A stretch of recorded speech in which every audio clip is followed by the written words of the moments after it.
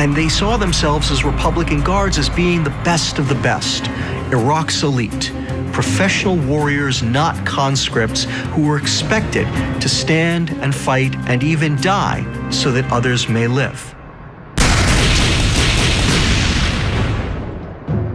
We respected them. We knew that they were capable of some serious destruction, and we knew there were a lot of them. They got tons and tons of equipment. We respected that. We were real worried about their armored vehicles. And of course, our biggest fear was the T-72 tank. The Soviet T-72, known in Iraq as the Lion of Babylon, is the backbone of the Iraqi Armored Corps. Its 125mm main gun can destroy targets over 1,800 meters away. It's a 41-ton monster, plated with armor that is in places 300 millimeters thick. Still, it can reach a speed of 60 kilometers per hour. This makes the T-72 one of the fastest and most lethal heavy tanks in the world. And Saddam has more than 1,000 of them deployed along the Republican Guard's defensive line. They're supported by hundreds of armored vehicles, including the Soviet-designed BMP. The Republican Guard seems ready to take on all comers. Heading straight for them is the U.S.-led 7th Corps, with hundreds of M2 Bradley fighting vehicles and well over 1,000 tanks. The most powerful of these is the M1A1 Abrams main battle tank. The Abrams is armed with a 120mm high-velocity cannon and protected by composite armor that's as tough as 60 centimeters of pure steel. It's 1.5 times heavier than the T-72, but just as fast, making it the most powerful tank on the battlefield.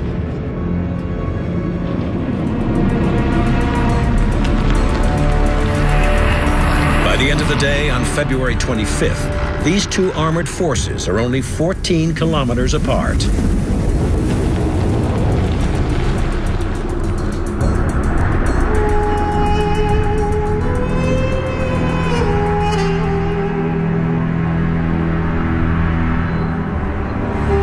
The morning of the 26th, very early, perhaps 4:30, 5 o'clock, I can't remember precisely, we suddenly get a change of orders and essentially find and destroy the Republican Guard for all intents and purposes.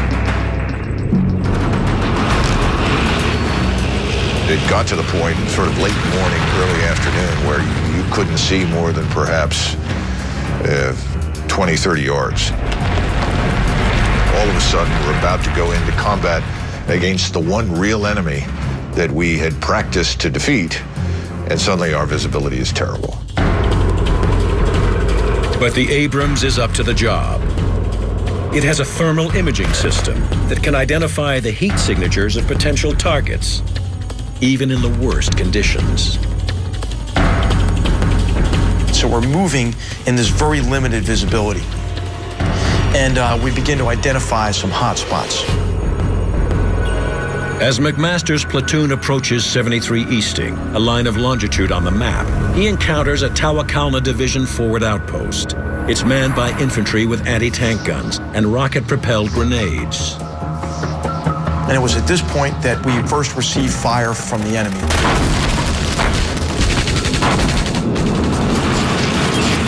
What we had to realize is we were paralleling a road that ran due east right into the enemy's position.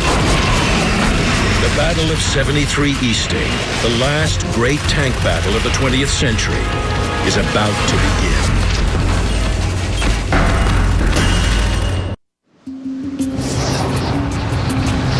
February 26, 1991. It's been 2 days since the U.S.-led international coalition invades southern Iraq in an attempt to outflank Iraqi forces and drive them out of nearby Kuwait. In response, the Iraqis establish a defensive screen, deploying 5 divisions of Saddam Hussein's elite Republican Guard, including the fully mechanized Tawakalna Division.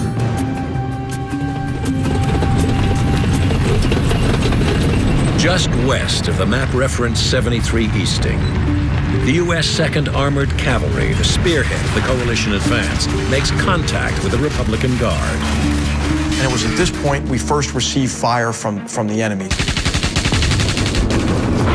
I then pull up our 9 tanks online, all of us oriented on this village. I give this troop fire command. Village, direct front, frontal, 1 round heat, at my command, ready report, which means everybody load a heat round, look at that village, pick out your aim points on the enemy positions, and when they're ready, we're gonna fire 9 simultaneous main gun rounds at the center. I fire 1 round before that to mark center with a tank heat round. Green says ready, white says ready. I say fire, 9 tank main gun rounds impact simultaneously.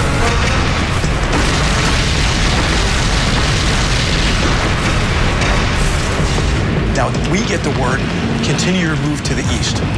And it's at that point I just get this gut feeling, I get this feeling that we're about to make contact with a defending enemy force. And I make the decision to go into a tanks lead formation. That means positioning the Abrams tanks in a rolling wedge with the more vulnerable Bradley fighting vehicles tucked in behind for protection. This formation places McMaster's big guns forward, ready for whatever lies ahead.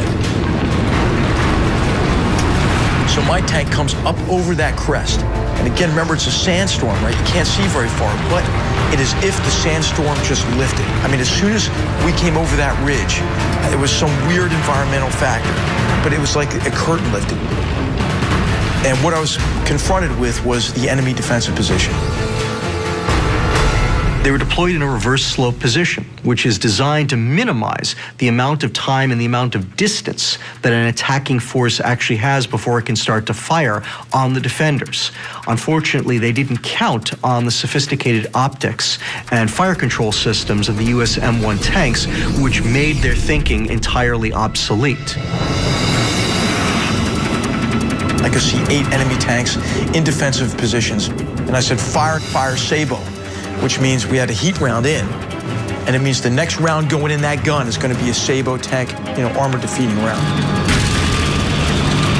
The Abrams tank carries 2 types of high-velocity ammunition.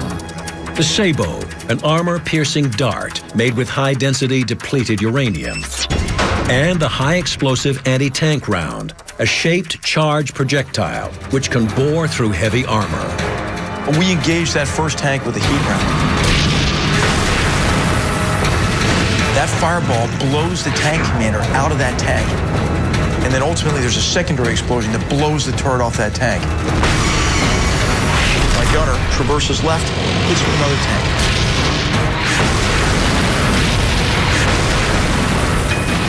We're able to destroy 3 tanks as our tank hits the first leading edge of the minefield. I looked to the right and I saw what looked like explosions to the left front of McMaster's tank.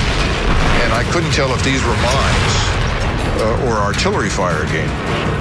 And my gunner, Dewey Jones, pipes up and says, "Holy shit, look at this."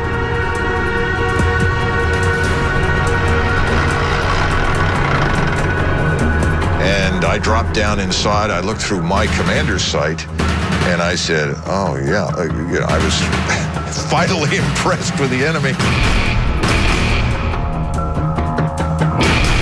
Here were, rows, literally 10, 15 tanks spread right across to the front, and you could see that these tank guns were moving. And I imagine, since these were manual T-72s, the poor Republican Guard was in there busily cranking to get the guns around towards us. Then all of a sudden, my tank went into a minefield. And this thing rocked the 70-ton tank. A fireball went over it, knocked me down to the turret floor. And fortunately, my driver was very tough-minded. "So what the hell was that?" And I said, "Don't worry about it, keep driving." As we were coming out of the minefield, we had a couple of tanks to our front. It was, "Sir, I got tanks to my front." And I'm looking at the damn tank that we're about to take under fire, and the gunner hesitated. "Sir, can I shoot? Can I fire?" I said, "For God's sake, shoot!" We swung to the next one and fired.